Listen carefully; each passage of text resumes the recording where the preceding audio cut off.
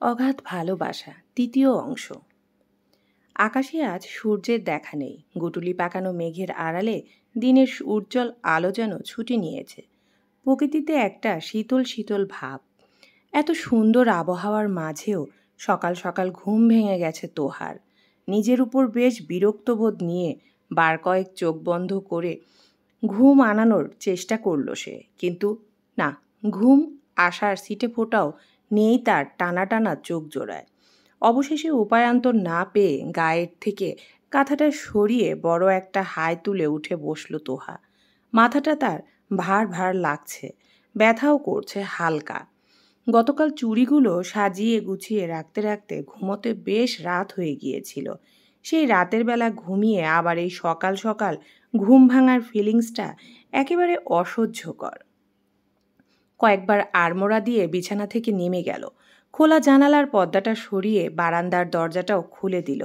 রাতের ঝুলানো টাওয়ালেটা উড়ছে, যে কোনো সময় একেবারের জন্য উড়ে যেতে পারে। দ্রুত পায়ে এগিয়ে সেটাকে হাতের মুঠোয় নিল তোহা। ঘরে যাওয়ার জন্য ঘুরে দাঁড়াতেই দরাজ পুরুষালী কণ্ঠে তিহু ডাকে থেমে গেল তার পা যুগল। ঘাড় ফিরিয়ে পাশের বারান্দায় তিহানকে দেখতে পেল। একটু জড়সড় হয়ে সে চাপা গলায় উত্তর দিল, জি।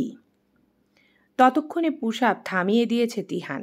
তোহার সদ্য ঘুম থেকে ফুলা ফুলা তৈলাক্ত যুক্ত চেহারার দিকে কয়েক মুহূর্ত তাকিয়ে থেকে উঠে দাঁড়ালো সে। পাশ থেকে টাওয়াল নিয়ে গায়ের ঘাম মুছতে মুছতে নির্লিপ্ত কণ্ঠে বলল, কলেজ যাওয়া কি একেবারের মতো বাদ দিয়ে দিয়েছিস? আর পড়াশোনা করার ইচ্ছা নেই? মূর্খই পুরো জীবন কাটিয়ে দিবি? তিহানের তিক্ত কথাগুলো কোনো রকমে হজম করে নিল তোহা। বলল, নিশা আপুর বিয়ের জন্য এ সপ্তাহে যাওয়া হয়নি। সাথে সাথে তিহানের পাল্টা প্রশ্ন, আগের সপ্তাহে কয়দিন গিয়েছিলে? শুকনো ফাঁকা একটা ঢোক গিলল তোহা। অস্পষ্ট স্বরে বলল, আসলে 2 দিন। তিহানের উত্তরে অপরাধের দৃষ্টিতে একবার তাকিয়ে আবার চোখ নামিয়ে নিল তোহা। আগের সপ্তাহে যে বিয়ের কেনাকাটার জন্য যাওয়া হয়নি সেটা বলার আর সাহস হলো না তার। তিহান শীতল কণ্ঠে বলল, কাল থেকে যেন একদিনও কলেজ মিস না হয়। ঠিকঠাক সকাল 8টা বাজে রেডি হয়ে থাকবি। তোকে কলেজে দিয়ে তারপর অফিসে যাব আমি। মাথায় ঢুকেছে কথাগুলো? তোহা উপর নিচ মাথা নাড়ায়, অর্থাৎ ঢুকেছে। তিহান তোয়ালে রেখে টি শার্ট নিয়ে পড়তে পড়তে বলে, রুমে যা। এত তাড়াতাড়ি উঠেছিস কেন? মুখ লটকায় তোহা, বিড়বিড় করে বলে, আপনার বকা শোনার জন্যই উঠেছি। যত্ত সব। কি বললি? ঘুম ভেঙে গেছে। বিহান বাঁকা হাসে, বলে, আচ্ছা রুমে যা। আর হ্যাঁ, দরজা আস্তে লাগাবি, ভেঙে যেতে পারে। তিহানের কথার মানে বুঝতে কষ্ট হয় না তোহার। কাল রাতের কথা বলছে। সে কথা না বাড়িয়ে চুপচাপ রুমে ঢুকে যায় সে। সন্ধ্যার দিকে একগাদা বই নিয়ে পড়ার টেবিলে বসেছে তোহা। প্রায় 1 ঘন্টা যাবৎ উচ্চতর গণিতের একটা অঙ্ক সলভ করার চেষ্টায় অব্যাহত সে। তবে মাথায় ঢুকছে না কিছুই। বসে বসে কলম কামড়াচ্ছে আর খাতায় চোখ বুলাচ্ছে। হঠাৎ ওই জানালা বাড়ি খাওয়ার শব্দে চেয়ার ছেড়ে উঠে দাঁড়ায় তোহা। আচমকায় তুমুল ঝড়ো বাতাস শুরু হয়েছে। ছুটে গিয়ে জানালাগুলো আটকে দিয়ে পর্দা টেনে দিতে তোহার মায়ের কণ্ঠ শোনা গেল। গলা ফাটিয়ে তোহাকে ডাকছে সে। রাগে গজগজ করতে করতে বলছে, তোহা জলদি ছাদের কাপড়গুলো নিয়ে আয় তো। বাড়িঘর সব ধুলো দিয়ে ভরল। জানালাগুলো আটকাবে সেই খেয়ালটাও নেই কারো। যত জ্বালা সব একা আমারই। দরজা খুলে বেরিয়ে এলো তোহা। এই সন্ধ্যাবেলা ঝড়ো বাতাসের মধ্যে একা একা ছাদে যেতে যথেষ্ট ভয় করছে তার। তবুও মাথায় ওড়না টেনে 2-3 সিঁড়ি উপরে উঠতেই বাঁধল আরেক বিপত্তি। কারেন্টটাও চলে গেল। অন্ধকারে ডুবে গেল সিঁড়ি। তার উপর বোঝাই যাচ্ছে বাতাসের বেগ ক্রমশ বাড়ছে। ধুমধাম কিছু পড়ে যাওয়ার শব্দও হচ্ছে। দুরু দুরু কাঁপা মন নিয়ে অন্ধকারের মধ্যেই উপরের সিঁড়িতে পা রাখতেই কেউ তার বাম হাতটা নিজের হাতের মুঠোয় নিয়ে নিল। এক মুহূর্তের ব্যবধানে জায়গাটা ফোনের ফ্ল্যাশ লাইটের আলোতে আলোকিত হয়ে গেল। তিহান তোহার হাত টেনে উপরে উঠতে উঠতে ধমকে বলে উঠল, বেশি সাহস হয়ে গেছে তাই না? একা একা যাচ্ছিলি কেন? মা বলল কাপড়গুলো নিয়ে আসতে। তাই বলে এই ভর সন্ধ্যায় ধ্যান ধ্যান করে একা একাই ছাদে ছুটবি? আমাকে ডাকা যেত না?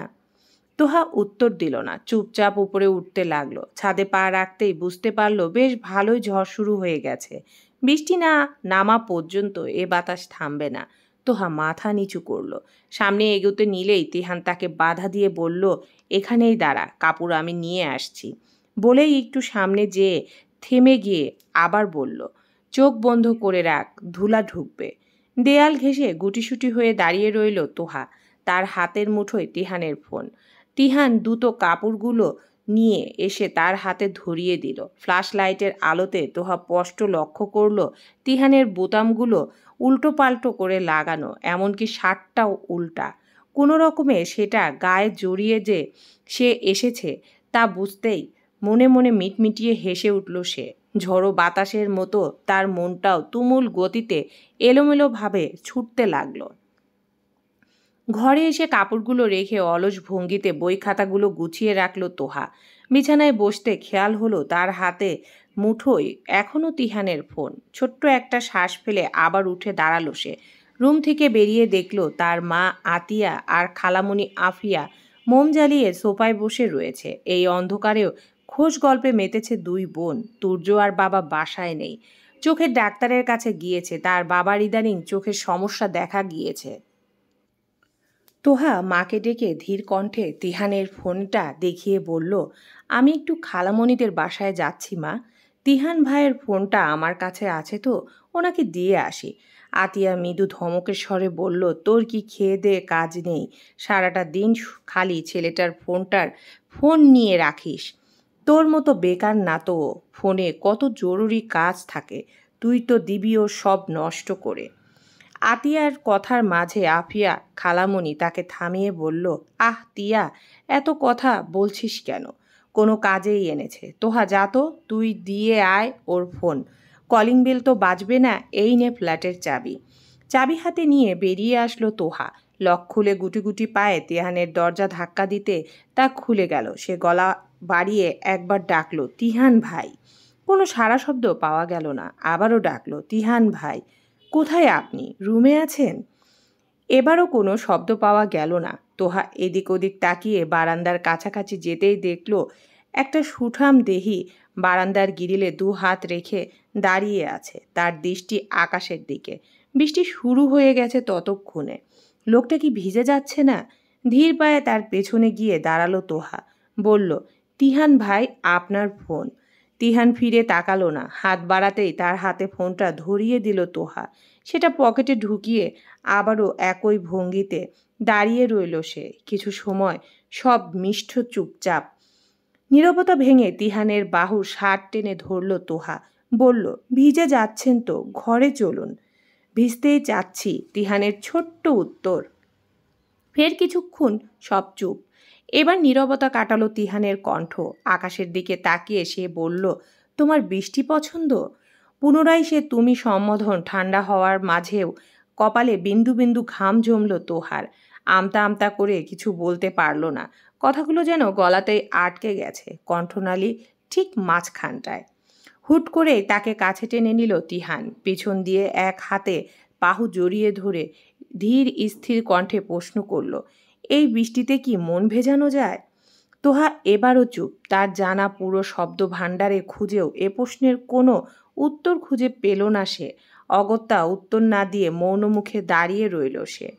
তিহান বলল, এই বৃষ্টিতে মন ভেজে না, বুঝলে? মন ভেজানোর জন্য প্রেমের বৃষ্টির প্রয়োজন।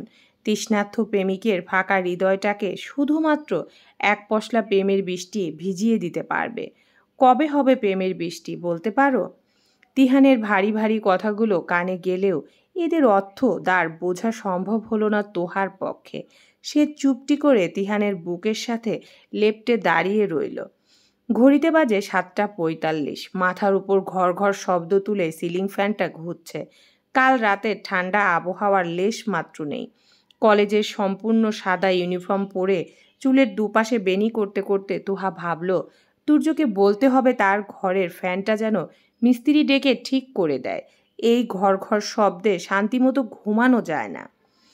ছোট খালারা চলে গিয়েছে গতকালকে, নিশাও নেই। পুরো বাড়ি ফাঁকা ফাঁকা লাগছে। বেনিগাথা শেষ হতে কলেজের ব্যাগটা কাঁধে ঝুলিয়ে বের হলো তোহা। ডাইনিং টেবিলে বসে বসে রুটি ভাজি চিবাচ্ছে তুর্য। তার দৃষ্টি পাশে রাখা বইয়ের দিকে। পরীক্ষা শুরু কয়েকদিন পর। অনার্স ফাইনাল ইয়ারের ছাত্র সে। কিছুদিন বাদে পাশ করে বেরিয়ে যাবে। পাশের চেয়ারটা মেলে রাখা হয়তো তোহারই জন্য, কিন্তু তোহা বসল না। আতিয়া প্লেটে করে 2-3টে গরম রুটি নিয়ে এসে বলল, কি হলো বস, নাস্তা খেতে 1 ঘন্টা লাগবে না, 2টো রুটি খেয়ে তারপর যা। তোহা আরেকবার ঘড়ির দিকে তাকালো। 8টা বাজতে 5 মিনিট বাকি। ঠিক 8টা বাজে না গেলে তিহানের রামবকা খেতে হবে নিশ্চিত।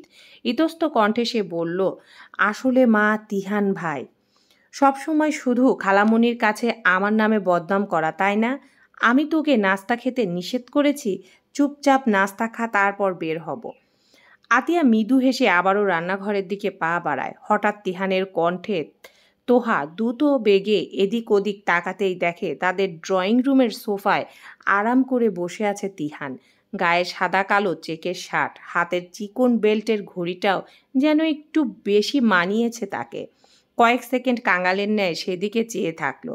তিহান একবার ঘড়ির দিকে চোখ বুলিয়ে তোহার চোখে চোখ রেখে ঠান্ডা গলায় বলে, জাস্ট 10 মিনিট। ঠিক 10 মিনিটের মাথায় 2টো রুটি খেয়ে হাত ধুয়ে ফিরে এসে ব্যাগটা তোলার আগেই তিহান সেটা হাতে নিয়ে সামনে হাঁটতে হাঁটতে বলে, জলদি আয়।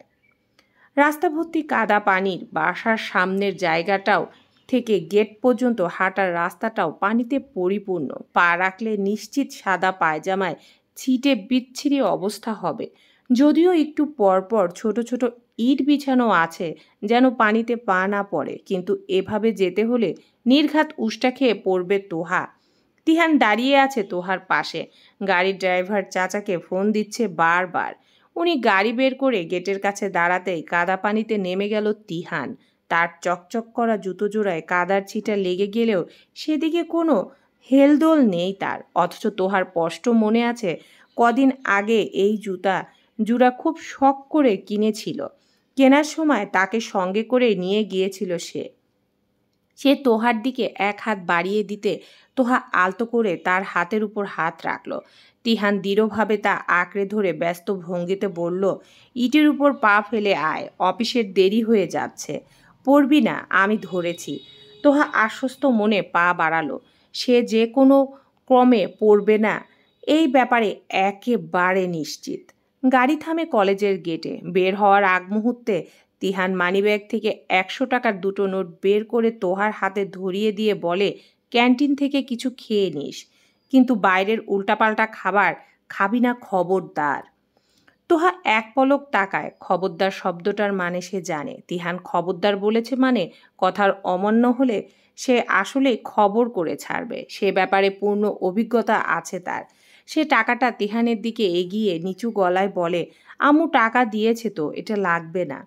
হাত বাড়ায় না তিহান, সাবলীল ভঙ্গিতে বলে, টাকা দিয়েছে তাই না? ব্যাগ চেক কর তোর, টাকা কি আদৌ সঙ্গে এনেছিস তুই? তোহা এক বুক আত্মবিশ্বাস নিয়ে বলে, এনেছি, আমার মনে আছে। তিহান চোখ ছোট ছোট করে তাকায়। 2 হাত বুকের মাঝখানে ভাঁজ করে বলে, দেখ তো, আমাকে বের করে দেখা। উত্তরে প্রথমে জামার বাম পকেটে তোহা হাত ঢুকালো, না পেয়ে আরেক পকেটে হাত চায়। বুকটা দুরু দুরু কাঁপছে। তার মানে সে টাকা আনেনি, ডাইনিং টেবিলে রেখে এসেছে। আমতা আমতা করে তিহানের দিকে তাকায় সে। মিছমিছে কণ্ঠে বলে, আপনি তো দেখেছেন, তো তখন বলতেন টাকাটা আমি নিতে ভুলে গিয়েছি, তাহলেই তো নিয়ে আসতাম। তোর সাহস তো দিন দিন বেড়েই চলেছে রে। খালি মুখের উপর উল্টাপাল্টা জবাব দেব এক চর, যা ভেতরে ঢোক। ধমক শুনে রাগে মুখ ফুলায় তোহা। বেরিয়ে গিয়ে দরজা লাগিয়ে তিহানের ডাকে আবারও জানালা দিয়ে তাকিয়ে বলে, কি সমস্যা বলেন? ছুটির সময় গাড়ি পাঠিয়ে দেব, আঙ্কেলের সাথে সোজা বাড়ি চলে যাবি। তোহা বুঝতে পারে তিহানের কাজ আছে, সেজন্য সে আসতে পারবে না। তবুও নরম কোমল আকুতি ভরা স্বরে মিষ্টি করে বলে, আপনি আসবেন না? এক মুহূর্ত ভাবে তিহান, অতঃপর দৃষ্টি সামনের দিকে দিয়ে ছোট্ট করে বলে, আচ্ছা আসবো। কথাটা শোনা মাত্র মুখে বিস্তর হাসি ফুটে ওঠে তোহার। কাঁধে ব্যাগ ঝুলিয়ে নিয়ে সে গেটের ভিতরে ঢুকতেই একটা দীর্ঘশ্বাস ফেলে ড্রাইভার আঙ্কেলকে গাড়ি স্টার্ট দিতে বলে তিহান। রাত প্রায় 8টা। ক্লান্ত শরীরে বাড়ি ফিরছে তিহান। গায়ের শার্টটা ঘামে লেপ্টে আছে। দুপুরের তোহাকে বাসায় দিয়ে আবারও একটা জরুরি মিটিংয়ে ছুটেছিল সে। অফিসের কাজের চাপে দুপুরের লাঞ্চ করা হয়নি। ক্ষুধায় পেট চোচো করছে। ঘরে ঢুকতে ঢুকতে সে বলল, মা, টেবিলে খাবার দাও, ক্ষুধা লেগেছে। আফিয়া রান্নাঘর থেকে চেঁচালেন, ফ্রেশ হয়ে আয়, দিচ্ছি। তিহান আর কোনো কথা না বলে ঘরে ঢুকলো। জুতা জোড়া কোনো রকম খুলে সোফায় হাত পা ছড়িয়ে গায়ে এলিয়ে দিল। শার্টের বোতাম খুলে চোখ বন্ধ করে কিছু সময় সেভাবে পড়ে রইল। একটু ঘুমাচ্ছন্ন ভাব আসতেই দুম করে কিছু পড়ার শব্দে সচকিত দৃষ্টিতে চোখ মেলল সে। বিছানায় চোখ পড়তে হাত পায়ের আড়ষ্ট অবশ ভাবটা যেন কেটে গেল মুহূর্তেই। তার বিছানার ডান দিকের কোণ ঘেঁষে ঘুমিয়ে আছে তোহা। ঘুমের ঘোরেই তোহার হাত লেগে পাশের টেবিল ক্লকটা নিচে পড়ে গেছে। সোফা থেকে উঠে যায় তিহান। ঠোঁটের কোণে মৃদু প্রশান্তির হাসি। তোহাকে টেনে বিছানার মাঝখানে শুইয়ে দেয় সে। গায়ে জড়ানো অগোছালো ওড়নাটা পাশে রেখে গলা অবধি কাঁথা টেনে দেয়। অতঃপর ধীর পায়ে দরজা ভিজিয়ে দিয়ে বাইরে বেরিয়ে আসে রান্নাঘরে। যে আফিয়াকে উদ্দেশ্য করে বলে, আমার ঘরে তোহা ঘুমিয়ে কেন মা? আফিয়া চুলার গ্যাসটা নিভিয়ে দেয়। বিকালে এসেছিল তোর বুকশেলফ থেকে কোনো বই নিবে বলে রুমে ঢুকলো। তারপর আমি যখন গেলাম তখন দেখি ঘুমিয়ে পড়েছে। তাই আর ডাকিনি। তুই ডেকে তুলে দে। তিহান কিছুক্ষণ চুপ করে থেকে বলল, না থাক, ঘুমাক, আমি ফ্রেশ হয়ে আসি, তুমি খাবার দাও। আফিয়া হাসল কিন্তু কিছু বলল না। রুমে ফিরে আসে তিহান। তোহার কাছে যেয়ে কপালের মাঝখানটায় আলতো করে তার ঠোঁট ছুঁয়ে বলে, আর কতভাবে মুগ্ধ করবে আমায়? এ মুগ্ধতার কি কোনো শেষ নেই? আমার চোখগুলো তো ক্লান্ত হয়ে পড়বে তোমার মুগ্ধতা দেখতে দেখতে। চলবে ইনশাআল্লাহ।